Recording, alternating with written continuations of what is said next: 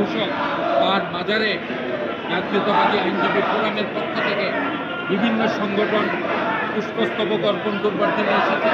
এখানে কেন্দ্রীয় committee, supreme court unit, Dhaka আইনজীবী সমিতি, টেক্সাস বার আইনজীবী সমিতি, ঢাকা মেট্রোপলিটন আইনজীবী সমিতি সহ অন্যান্য শাখা সংগঠন পুষ্পস্তবক দিয়ে গভীর শ্রদ্ধা জানিয়েছে।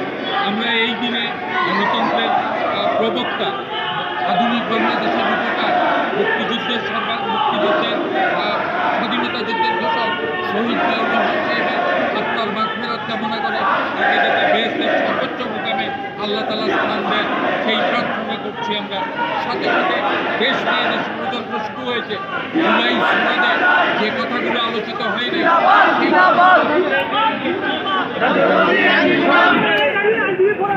সনদে যে ষড়যন্ত্র হয়েছে, যে বিষয়গুলো আলোচনা হয় নাই সেই বিষয়গুলো ঐক্যমত কমিশনের নামে চাপিয়ে দেওয়ার যে ষড়যন্ত্র চলছে সেই বিষয়টাকে রুখে দিতে হবে দেশের স্বার্থে, গণতন্ত্রের স্বার্থে, মানুষের কল্যাণের স্বার্থে।